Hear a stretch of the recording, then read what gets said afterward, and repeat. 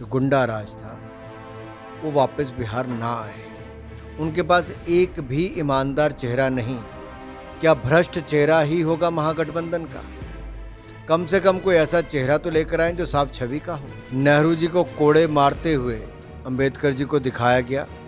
ये एनसीईआरटी की किताबों में कांग्रेस के राहुल गांधी जी और सोनिया गांधी जी, क्या वो इसके लिए दोषी हैं? लेडी माउंटबेटन को पत्र लिखकर नेहरू जी कहते हैं कि अब अंबेडकर मेरी कैबिनेट का हिस्सा नहीं होंगे, वो चुनाव हार गए। ये कांग्रेस सदा अंबेडकर विरोधी रही है और आज जब राहुल गांधी अंबेडकर जी की फोटो उठाकर घूमते तो सारी दुनिया उन पे हंसती है। नमस्कार, प्रभात खबर के डिजिटल प्लेटफॉर्म्स पर आपका स्वागत है। मेरा नाम रोहित वर्मा है। बिहार में चुनावी तैयारियों में भारतीय जनता पार्टी जुटी है। देश के बड़े बड़े नेता बिहार आ रहे हैं। इस बीच अब बीजेपी के सांसद अनुराग ठाकुर बिहार दौरे पर है। आरा में आज अनुराग साहब बड़ा कार्यक्रम है और चुनाव भी सर पर है। बिहार में कभी भी ऐलान हो सकता है। क्या तैयारी है बीजेपी को लेकर और बिहार में खास? जनता का मन पक्का है कि बिहार के विकास की रफ्तार जो माननीय प्रधानमंत्री नरेंद्र मोदी जी और नीतीश कुमार जी, ये एनडीए की सरकार के नेतृत्व में बनी है, उसको जारी रखना है। बिहार का विकास हम सब के लिए प्राथमिकता है और जो जंगल राज दूसरे दलों के कारण आता था, जो गुंडा राज था, वो वापस बिहार ना आए। बिहार की जो विकास की रफ्तार है वो रुक ना पाए, उसको और गति मिले, इसलिए जोड़ी बरकरार रहेगी और गठबंधन की सरकार फिर आएगी। बिहार में महागठबंधन भी है सामने में। महागठबंधन वर्सेस एनडीए की लड़ाई इस बार देखने को मिलेगी। तेजस्वी यादव के चेहरा को आरजेडी आगे कर रही है। कांग्रेस भी अचानक से एक्टिव हो जाती है बिहार में। क्या कांग्रेस तेजस्वी यादव को सीएम फेस का उम्मीदवार घोषित कर पाएगी? ये उनको तय करना है, लेकिन जिस महागठबंधन में ना नेता है, ना नीति है और नीयत में भी खोट है, आप उनसे क्या अपेक्षा करेंगे? उनके पास एक भी ईमानदार चेहरा नहीं। क्या भ्रष्ट चेहरा ही होगा महागठबंधन का? क्या भ्रष्ट के अलावा कोई और चेहरा नहीं है?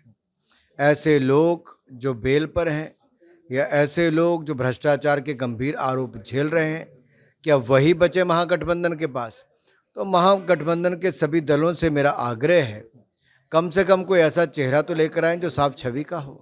2025 में चुनाव है और प्रधानमंत्री नरेंद्र मोदी भी 24 तारीख को बिहार आ रहे हैं। आप भी आज आए हैं। आज का कार्यक्रम के बारे में कुछ बताइए। तो अंबेडकर जी का जो अपमान कांग्रेस ने किया वो देश भूला नहीं है। नेहरू जी को कोड़े मारते हुए अंबेडकर जी को दिखाया गया। ये एनसीईआरटी की किताबों में कांग्रेस के राहुल गांधी जी और सोनिया गांधी जी, क्या वो इसके लिए दोषी हैं? जो कांग्रेस की सरकार में, यूपीए की सरकार में, ये किताबों में पढ़ाया जाता था। और जिस तरह से कांग्रेस लगातार अंबेडकर जी के खिलाफ रही, ना उनको संविधान सभा का सदस्य बनने दिया, उसको हरवाने का काम किया। फिर जब वो सदस्य बन गए तो उनको बार बार प्रताड़ित किया गया। वो जब मंत्री बने तब उनको मजबूर कर दिया गया इस्तीफा देने के लिए। जब वो लोकसभा चुनाव लड़ने लगे तो नेहरू जी ने उनको प्रचार करके हराया और हराने के बाद लेडी माउंटबेटन को पत्र लिखकर नेहरू जी कहते हैं कि अब अंबेडकर मेरी कैबिनेट का हिस्सा नहीं होंगे, वो चुनाव हार गए हैं। ये अपने आप में दिखाता था कितनी घृणा नेहरू गांधी परिवार को और कांग्रेस पार्टी को अंबेडकर जी से थी। यहाँ तक कि उनका तेल चित्र भी संविधान कक्ष में पार्लियामेंट में नहीं लगने दिया, उनको भारत रत्न नहीं मिलने दिया। जब उनकी मृत्यु हुई तो उनको हवाई जहाज में उनका पार्थिव शरीर भी बॉम्बे नहीं भेजा, बल्कि उनकी पत्नी को बिल भेज दिया। ये कांग्रेस सदा अंबेडकर विरोधी रही है और आज जब राहुल गांधी अंबेडकर जी की फोटो उठाकर घूमते तो सारी दुनिया उन पे हंसती है कि बाप दादाओं से लेकर नेहरू गांधी परिवार पूरा अंबेडकर विरोधी रहा। और अंबेडकर जी जब पिछड़ा वर्ग को आरक्षण और पिछड़ा वर्ग के लिए एक संवैधानिक दर्जा कमीशन को देने की बात करते थे तो लगातार कांग्रेस उसका विरोध करती रही। नेहरू जी, इंदिरा जी, राजीव जी, सब ने विरोध किया। ये तो नरेंद्र मोदी जी ने आके national commission of backward caste वो दिया है, एनसीबीसी, जिसमें संवैधानिक दर्जा पिछड़े वर्ग के कमीशन को दिया गया। यही नहीं, पंच तीर्थ अंबेडकर जी के नाम पे माननीय प्रधानमंत्री नरेंद्र मोदी जी ने बनवाए। नागपुर, मऊ, मुंबई, दिल्ली, लंदन, सब जगह 5 स्थानों पर।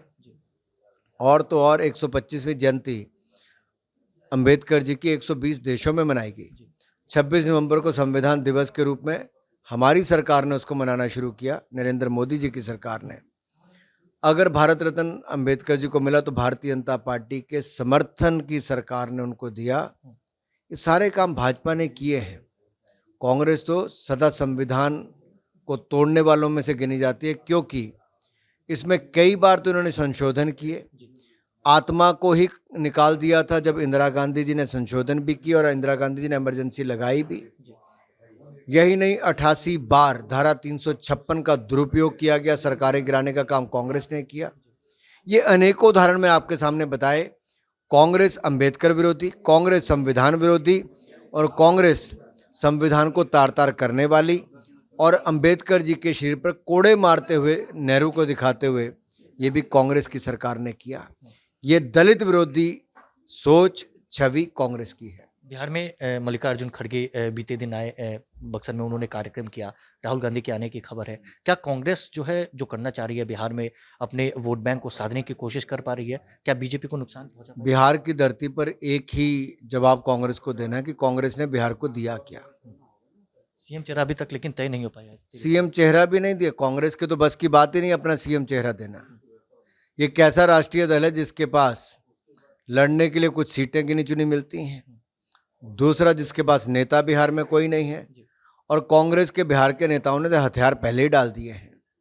बहुत बहुत शुक्रिया आपका हमारे साथ बात करने के लिए। अनुराग ठाकुर मौजूद थे। बिहार में आज बड़ा कार्यक्रम है और कार्यक्रम की तैयारी में भारतीय जनता पार्टी के तमाम नेता लगे। तमाम अपडेट्स के लिए बने रहे प्रभात खबर के साथ। आपका बहुत बहुत शुक्रिया। प्रभातखबर.com, विश्वास वही, रफ्तार नहीं।